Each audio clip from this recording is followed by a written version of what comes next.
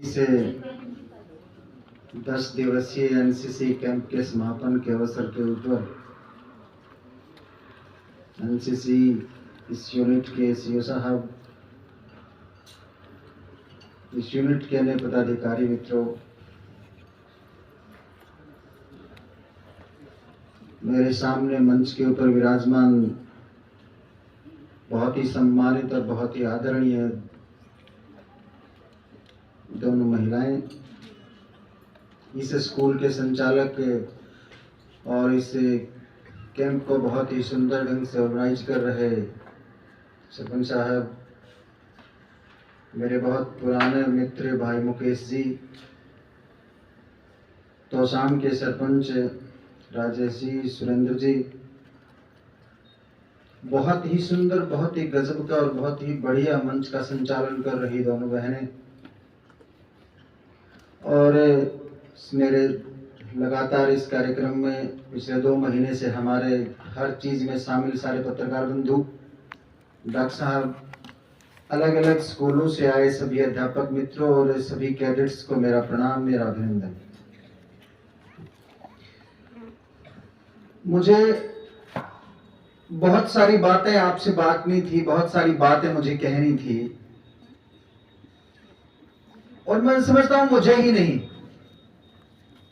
प्रत्येक भारतीय को कहनी होती है वो बातें। प्रत्येक भारतीय के दिल में एक अलग सम्मान है, एक अलग प्रतिष्ठा है, अलग श्रद्धा का भाव होता है जब वो एक आर्मी की ड्रेस को देखता है तब। और वो सम्मान कुछ इस तरह का है जैसे उसे लगता है कि वो किसी देवता की पूजा कर रहा है, किसी देवी की पूजा कर रहा है, किसी भगवान की पूजा कर रहा है।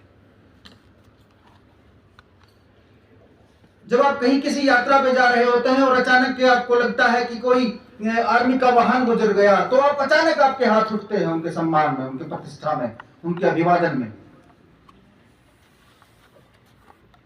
तो मैं सभी से एक बार अनुरोध करूंगा कि हमारी भारतीय सेना के लिए एक बार जोरदार तालियों का अभिनंदन करें।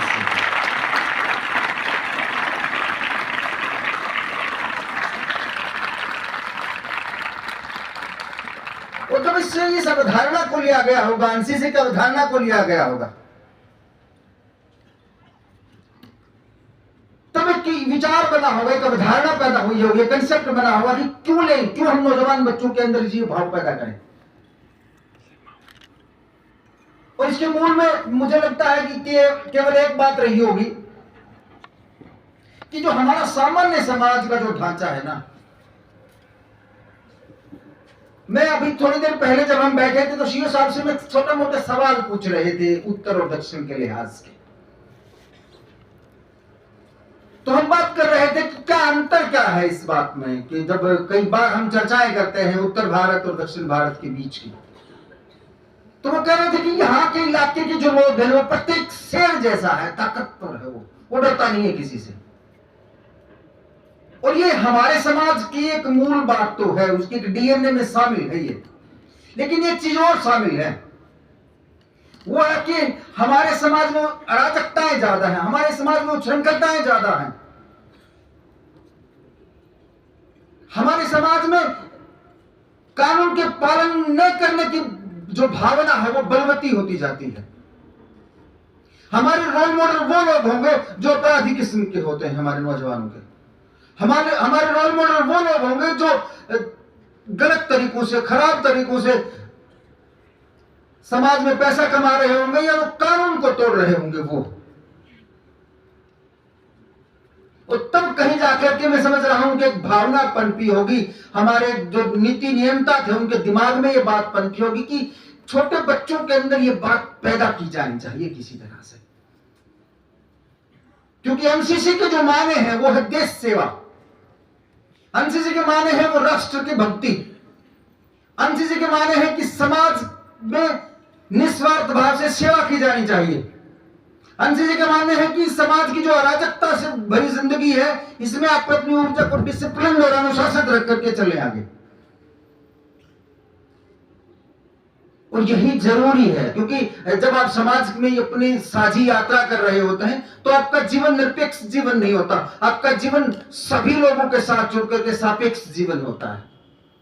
और उस सापेक्षता के अवसर के ऊपर जब आपके पास वो जरूरी चरित्र नहीं है, जरूरी नैतिकता नहीं है, जरूरी योग्यताएं नहीं है, जरूरी समाज के प्रति, परंपराओं के प्रति और कानून के प्रति वो आदर और सम्मान का भाव नहीं है, तब तक यकीन मानिए वो समाज सुंदर और व्यवस्थित समाज नहीं बन सकता। और इसमें बहुत बड़ा रोल अदा करती है हमारी आर्मी और हमारे एनसीसी के नौजवान बच्चे। आपके ऊपर, आपके कंधों पर बहुत बड़ा भार होगा। देखिए, जब शुरुआत में एनसीसी को कोई बच्चा ले रहा होता है तो उसका एकमात्र उद्देश्य ये होता है कि वो किसी तरह से इसके जरिए आर्मी तक पहुंचे, आर्मी की नौकरी तक पहुंचे। लेकिन ये अवधारणा बहुत बहुत बहुत बड़ी है। इसके जो आयाम है, इसकी जो व्यापकता है, वो बहुत बड़ी, बहुत ऊंची, बहुत विशाल। तो मैं सभी मित्रों से ये बात कहना चाह रहा हूं कि इसे महज इतना ना रखें आप। ये एक जीवन दर्शन है।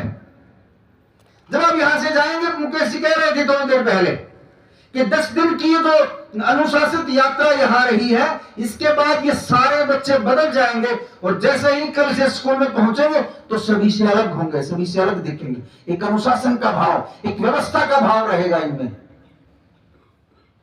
हम अक्सर सुनते हैं इस बात को कि जैसे ही कोई आर्मी का व्यक्ति अपने रिटायरमेंट के बाद समाज में पहुंचता है, अपने गांव में पहुंचता है, तो वो शामिल ही नहीं हो पाता। समाज उसे नकार देता है और एक आर्मी का व्यक्ति भी समाज को नकार देता है।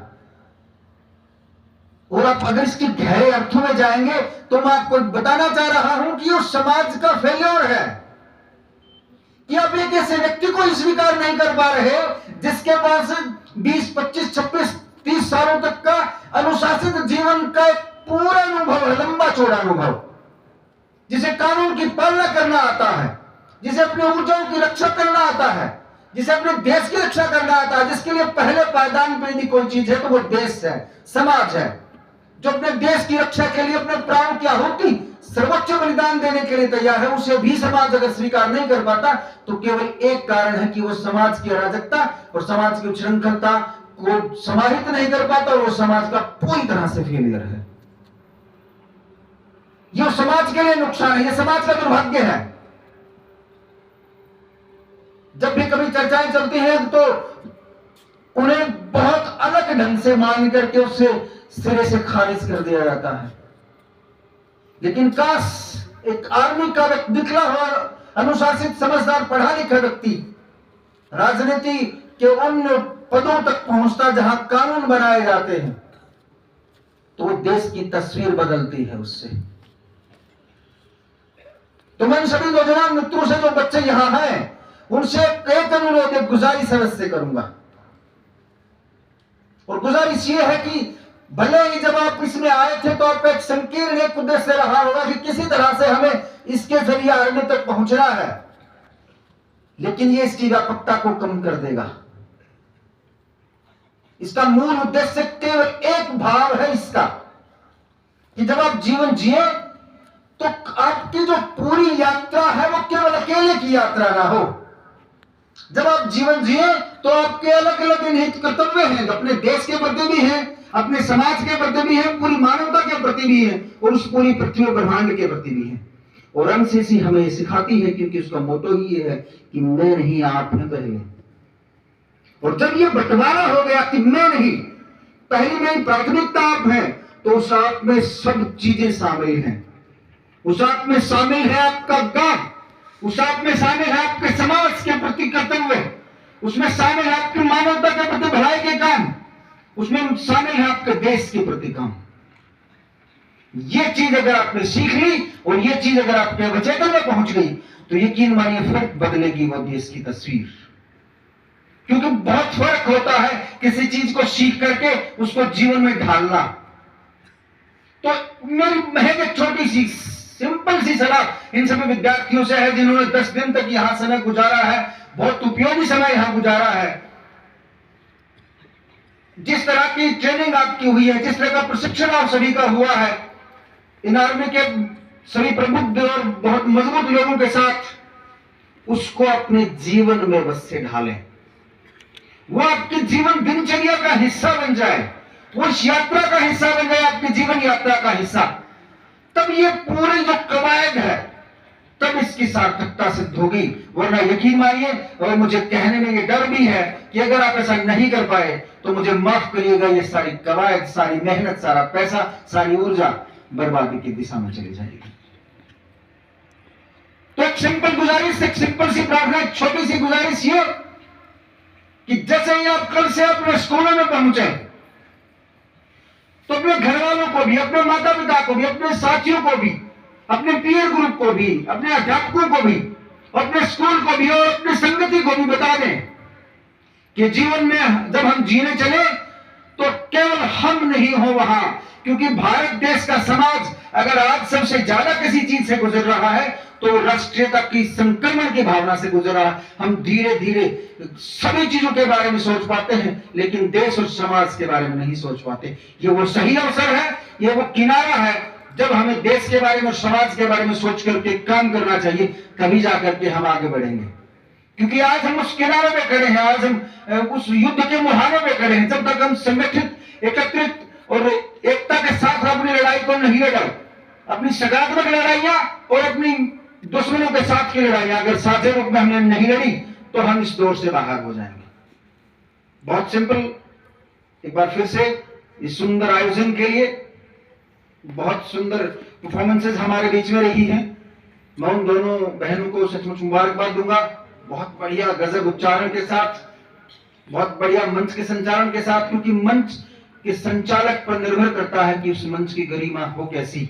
उन दोनों ने उस मंच की गरिमा को बनाया है, ऊंचा रखा है, उनको शुभकामनाएं। जो जो बच्चे परफॉर्मेंसेस अलग अलग रूप में, अलग अलग पायदान पे पहुंचे हैं, उनको शुभकामनाएं।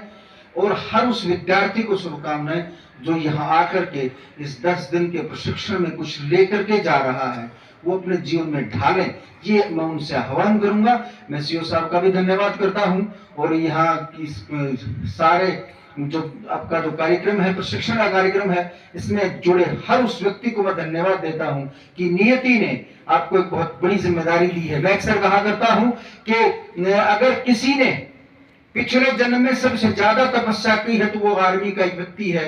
उसने अपने जन्म में, वही व्यक्ति एक आर्मी में भर्ती हो सकता है जिसने पिछले जन्म में 24-25 सालों की तपस्या की होगी। तभी जाकर के ईश्वर उन्हें वो वक्त देते हैं, वो मौका देते हैं कि जाइएगा, अगला जीवन आपको देश और समाज की सेवा में बिताना है। तो एक बार फिर से सभी पूरी सेना को मुबारकबाद और सभी एनसीसी के उन बंधुओं को मुबारकबाद जो इस यात्रा में शामिल होने के लिए आतुर हैं, तैयार हैं।